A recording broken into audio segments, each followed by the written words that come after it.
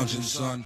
Welcome back to the Comic Lounge. My name is Ryan, and today I'm going to be talking about Micronauts #1. Before I get into it, I want to remind everybody, if you're not already subscribed to the channel, hit that subscribe button. Check out some of the dope content between some awesome playlists that we have broken down. We got a bunch of single issue reviews, collection reviews, interviews, a bunch of great stuff, and also hit that bell icon so you're notified every time we drop a new vid. Now let's jump into Micronauts #1. First time I've ever read it, and to be honest with you, I went into this very blind. I knew this very surface level, of the names of the characters I wasn't even aware of. I feel like I might have read some of the Micronauts when Devil's Due got the property in the 2000s, but I don't remember any of it. That was, at this point, it's like over 20 years ago. So I picked this up because I had heard people talk about how great this run was, how amazing Michael Golden's art was on this series. So I had to check it out. There is a facsimile that came out recently of this first issue. I had bought this before that existed, so I spent a little bit more on this. Not to mention, there's now an omnibus that collects it all too, and I also bought this and issues 2 and 3 before those are released, and it's cool that now it is readily available, so I don't have to go seek out every single back issue. Although, if you know anything about me on this channel, I love reading the single issues. I like the ads. I like the newsprint. I prefer that. It's my preferred reading method if I can. But, to check it out, be able to read it, it would be awesome as well. Bill Mantlo is the writer. Michael Golden is the artist. But I love that in between both of those credits, it says storyteller. So, a real collaboration here. Joseph Rubenstein's the embellisher. And interesting to see, okay, who colored it then? They don't even... Oh. There she is, Glynis Wein, a colorist we've been talking about a lot on this channel, man. She is amazing. I love her coloring. But I just want to, before, we jump into this book, which I think it would have helped if they would have shown this a little bit earlier to kind of keep track of the characters.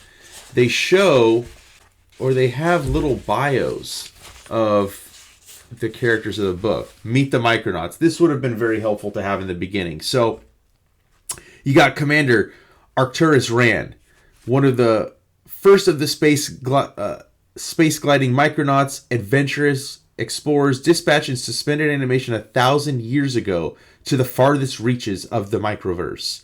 He's returned to a homeworld vastly changed from that which he knew, yet he has spent 10 centuries telepathically probing the unknown and never much cared for the predictable anyway.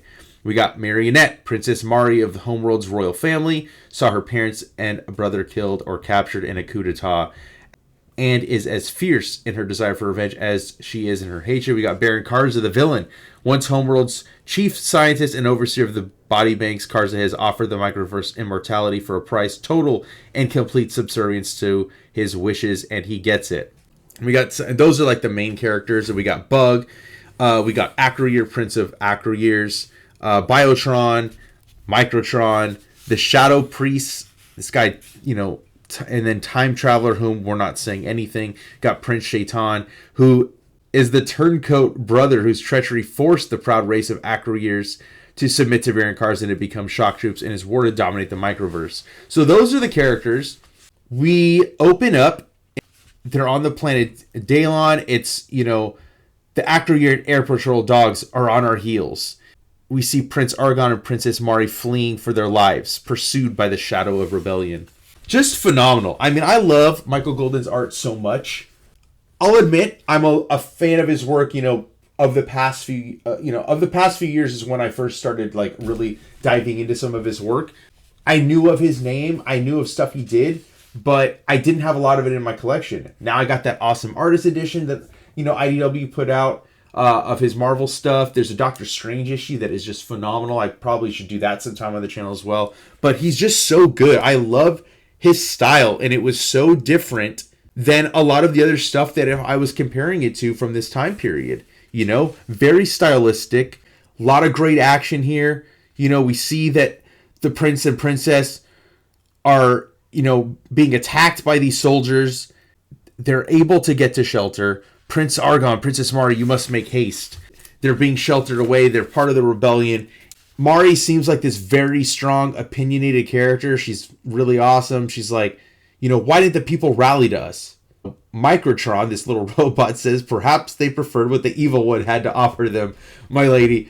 And he's like, Prince Argon's like, yeah, perhaps he's right. Maybe we spoke of abstract choices as slavery or freedom, but Baron Karza made them an offer they couldn't resist, which is an offer of immortality. Never, they're never going to die.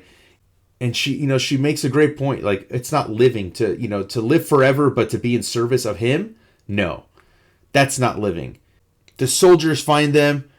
And then, Prince Argon talks about this like mysterious guy who they refer to as the time traveler.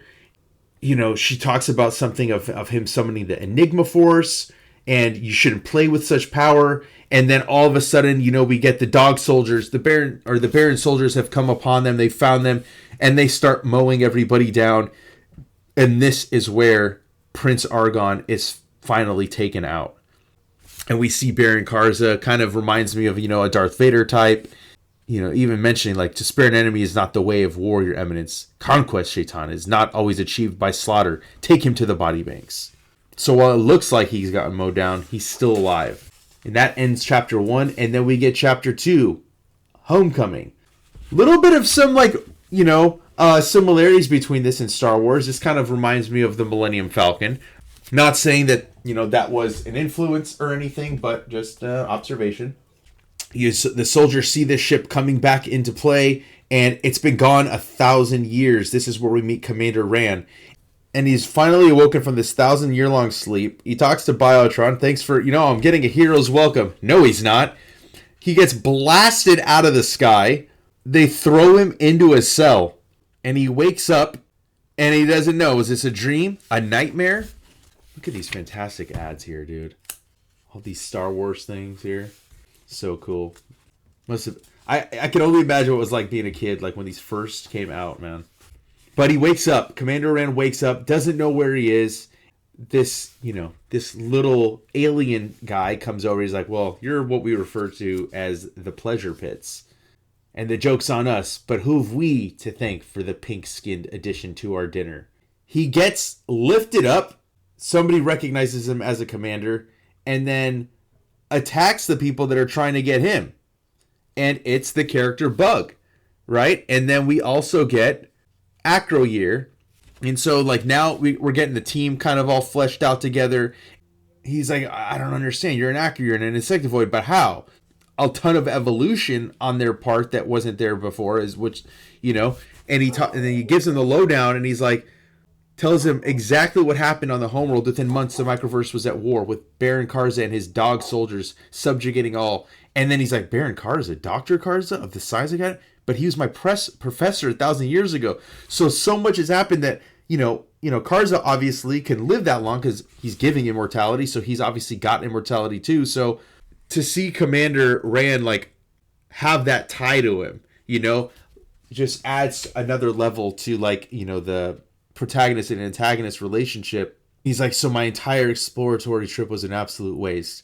And then we see this woman that's looking like a marionette, and we realize it's Princess Mari.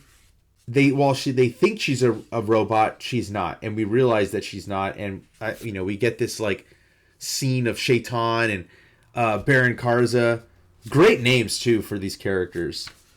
Shadow Priest kind of lurking in there with his manipulation, and then we see the death tank comes. Let the games begin. So it's basically like gladiator type fighting with all of these characters and stuff, and just getting blasted away. And I love this too. I mean, the action here, fantastic. Again, all the different character designs. Again, these characters are all based on a toy brand, and it's funny that nowadays you see stuff based on, comic books for the most part, right? But at a certain point, like some of these toys were getting turned into other media, and Micronauts went straight into comics. I don't think there was ever a TV show. The backstory being able to be filled in, kind of similar to what happened with G.I. Joe, right? And that G.I. Joe comic kind of influenced the show. So a lot of great stuff here, a lot of great world building in here, and it just makes me really want to seek out the rest of this stuff. And we get another kind of pivotal thing to happen, as Princess Mari is trying to get everybody out of here, and she says, Dallin and Sepsis, get aboard. And she uses those names as, like, you know, praising somebody, right? Like, and he's like, what did you say? And she's like, Karza's dog soldiers, they're gonna... And he's like, no, not those names. Dallin and Sepsis were the first to defy Karza almost 1,000 years ago, Commander. They paid for their folly in the body banks. Since then, they have been defied. They are symbols of the resistance. And we get this, you know, time traveler. Yes, I know. And he's like, by all that's holy, they were my parents.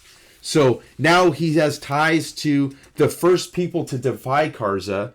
Karza was his professor. And it's like, you have all the makings of like an epic story. And I can't say enough how much I enjoy this issue, how excited I am to check out the rest.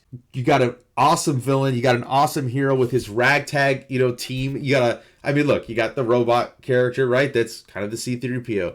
Princess Mari, which is like the Princess Leia. You got the Chewbacca character. I mean, you could say Bug, right? So a lot of great stuff coming in here.